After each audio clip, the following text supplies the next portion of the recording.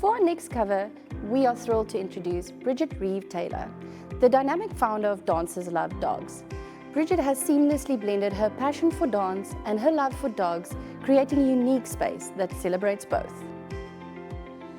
In this feature, we'll dive into the inspiring journey and exactly how Brigitte built Dancers Love Dogs. We'll also share a bit more about Brigitte and the bond with her own little dogs. We'll also take a look at how she balances her career with her love for her furry animals. And of course, we'll spice things up with a fun dance challenge. Let's get to know this incredible woman behind it all. Brigitte, thank you so much for joining us for this issue of Pet Prints. We really appreciate it. A lot of people don't know Dancers Love Dogs. Please tell us a little bit about the project and how did you start with this? Thank you for having me, and it's been wonderful. Dancers Love Dogs started, I've always loved animals and I've always wanted to do more, but I didn't know how or what to do. And I was driving on the highway one day and I found this absolutely emaciated, poor little dog. And I decided that day, when I got the dog, eventually after a 90-minute chase, I was going to do something bigger. But because I don't really know how to fundraise, I thought, well, then put your talent to use. And I'd done a lot of productions with my dance studio. So I called Artscape and I said, we need your theatre for free. And I called all my dance friends and I said, donate a piece for free and nobody's going to get paid, but you're going to do it for the dogs. And it was such a huge success. Dancers Love Dogs started. How long has it been going? Since 2012. 2012, that's a big achievement. And each year, do you feel like it's growing? Well, we have raised over 8 million rand. Wow. And we've sterilized, we just hit 28,200 and something this week. That's insane. So it's over 28,000 sterilizations. So we really have grown, because now we're almost reaching our 500,000 mark every year in fundraising, but that's just from our show. That's fantastic. Yeah, it's beautiful. Are there any specific organizations that you support, or? You know, we'll support anybody, but I must say that we need to look at it a little bit more carefully, because in the long run, sterilizing a dog here and a dog there is not going to make any difference. You actually need to get into an area and sterilize like up to 80% of the population of dogs there. Otherwise, you really are just throwing your money away. To bring down population control. And somebody that taught this to me was a fantastic vet, Doc Ruiz.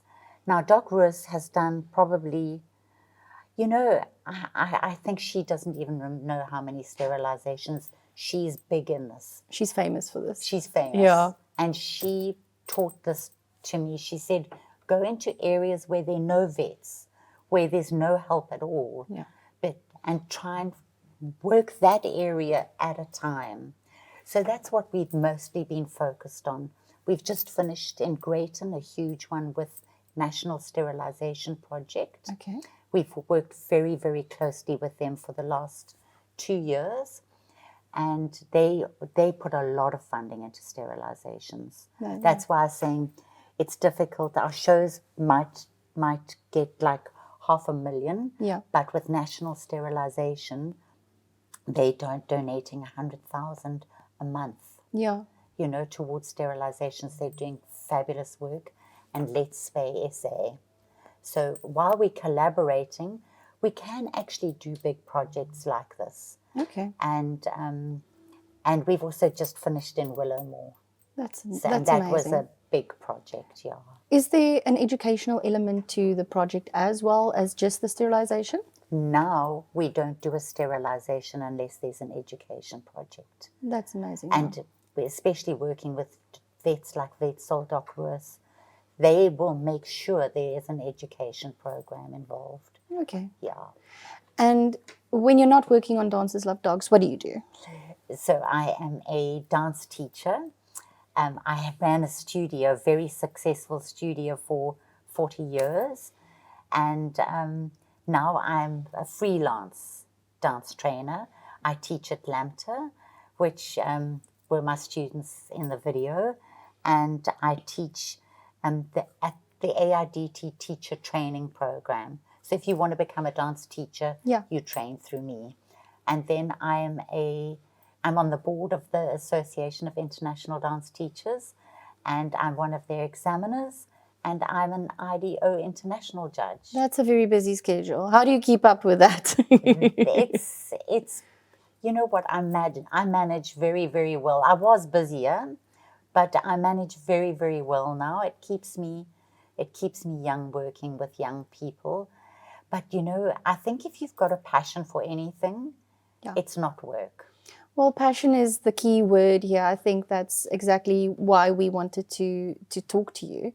It's evident that you've got a passion for what you're doing. And I love what I do. Relates to everything that I've seen you do today. Your students absolutely adore you. That was such a precious moment. That was. But we've been talking a lot about balance and how that affects your life and your health.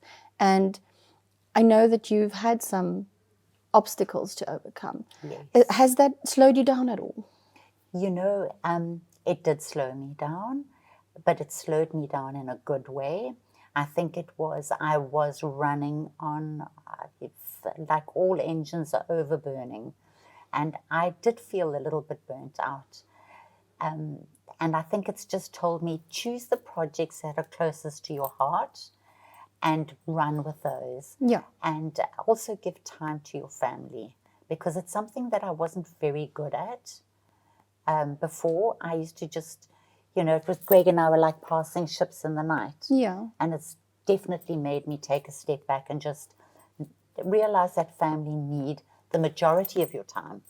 Reevaluating things and just recentering yourself. Yes. And I think that's what, if you are diagnosed with something that is bigger than yourself, it's always, it's a learning curve, and I think you've got to listen to it. Yeah. Otherwise, they'll send you another lesson. It's not the end, it's a pause.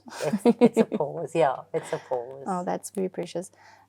You've also got two little doggies, Sophie and Cody, that we met earlier. Sophie and Cody. They are precious. How did you get them?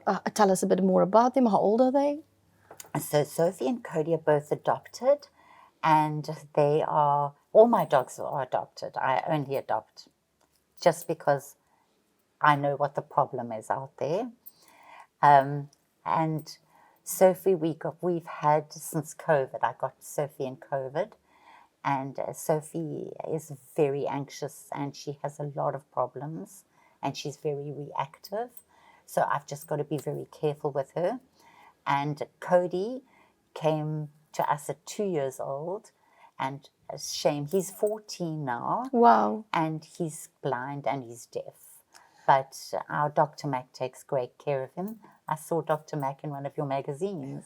Dr. Mac is amazing. He's amazing, He's he's also one of those passionate people. He's doing exactly what he does for the love of the animals. Dr. Mac and I've just worked on a project, Dancers Love Dogs donated to a huge sterilization that they're doing that I forgot about, was also just recently. Yeah, they do a lot of outlying areas. It's their primary purpose as well. Actually, on Friday, they did 103 sterilizations. Wow. Yeah. That's great. Wonderful, yeah. So do Cody and Sophie like music as much as you do? No. No. No, not at all. I think they are, no, they love, I think Sophie would like a freer life. Like off-lead? So I'm neurotic. I'm a neurotic mother, and I'm so scared she's going to run away, or I'm afraid of things that haven't happened. Okay. And I think that comes from, wanting to so protect her because of what happened to her before. What did happen? I think she was very badly treated. Okay. Yeah, there's definitely evidence of abuse. Yeah, it's like, okay. Yeah, she's terribly afraid of loud noises. If you lift your hand even to swat a fly, she runs, Okay. and loud noises will make her run. Okay. And I've tried her on the beach without a lead, and she just ran away from us.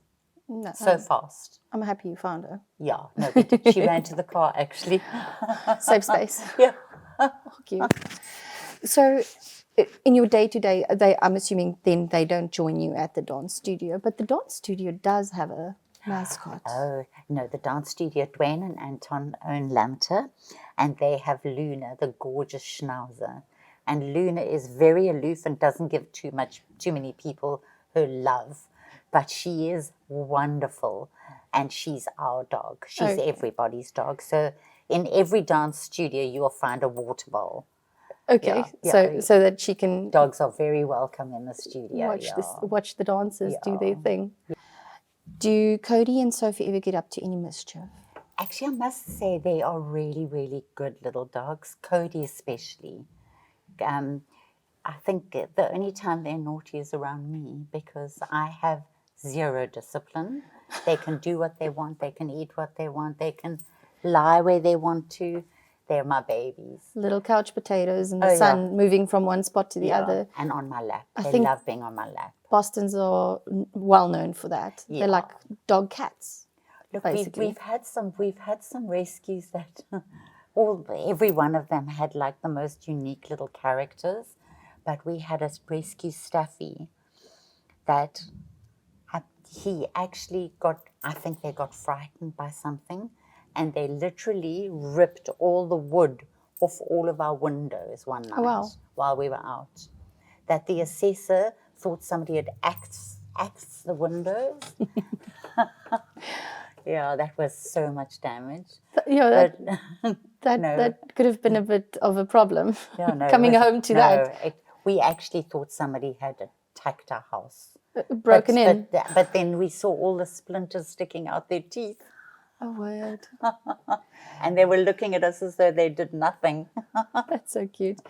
What has been a lesson that you learned from being a dog mom?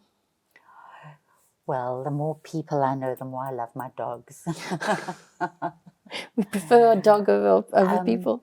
Sure, animals have got so much to teach us, Their forgiveness, for one. Yeah. And that I've learned with animal rescue. They get treated so appallingly sometimes, but yet they will always go back with loyalty and love. And I think just their forgiveness, maybe we could just be a little bit more forgiving of people. Okay. Maybe me too. That's a great lesson. Yeah. That's a really valuable lesson. Yeah.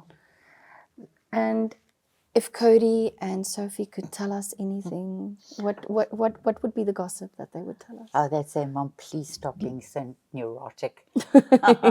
Let us be. Let us be. I think they would, I think they have a beautiful life. I know that they're happy, and I know that I don't care if I spoil them too much, because I think that's why we get pets. That's right. I agree with you. I'm so happy that they found a home with you, and thank you for taking them in, and thank you for helping all of those animals who desperately need your help and desperately need sterilization to take place on their behalf. Yeah. Overpopulation of animals, specifically in Cape Town, has been a big, big problem. It's because of people like you stepping forward that we actually have a solution happening right now. It's beautiful that we can do it. How does somebody get involved with Dancers Love Dogs? Look, the most important thing is to support our shows. Obviously, if you are able to donate monthly, we have a debit order would be awesome. That's slowly starting to take shape. My school, just nominate us to be your beneficiary. We could really bump that up, because I know we could get a lot more supporters that way. Funny, and people always go, oh, really?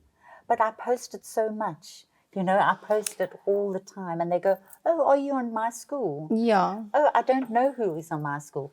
And it's funny that they sometimes don't have anybody nominated. So that would be a wonderful thing. And just, if they could just become involved in taking a bag of dog food to their local shelter. Not that, because that's going to help us, because they're helping the shelters. And also, what I would like our supporters to know is that We only pay the vets. You don't pay for the volunteers? We only pay The vets. dancers? Nobody gets paid. Everybody that comes on board, Alan Committee, who's playing at this theatre now, comes on board as our MC annually. Nobody ever gets paid, and they do it for love. And just paying the vets directly means that we know exactly where our money's going. We know it's not being absorbed by costs, and the vets are charging us only for sterilizations. And that's so vital, knowing exactly where your donations are going. I think I learned that really early. And also it was one of the great sort of tips Doc Roos said, just know where your money's going. Be transparent. Yes, and you know what, the more that people trust you as an organization or as an individual, the more they're going to support you. Yeah. You know? No, absolutely. And people also say, you know, I'd really like to help. And I mean, I just took my talent and I just used that. I don't have if you told me you can't have a show, fundraise for animals, I honestly wouldn't even know where to start. I would, but cake sale? What? I don't, you know. I think most wouldn't people know. struggle with that. Yeah, but just think about the talent that you've got and just put that to use, you know, because we've all been put on this earth for something. Yeah. But we just have to know how to make the best use of that thing that we've been given on this earth for, you know, the reason. No, absolutely. I agree with you wholeheartedly. If you've got a voice, speak. If you can dance, dance. If you can paint, paint. Yeah. Donate those paintings. Absolutely, yeah. And maybe you'll make somebody's life a little better. Yeah, you will, you know, and you're going to make a huge difference in the life of that animal, because the unwanted breeding, you know, and those unwanted litters, it's cruel, actually. It's really cruel. The circumstances that they grow up in is far from cohesive to have them get quality out of life. And they don't have a voice. That's the main thing. They don't have a voice to be able to speak up for themselves. You know? Thank you for being a voice for the animals. We really you. appreciate that.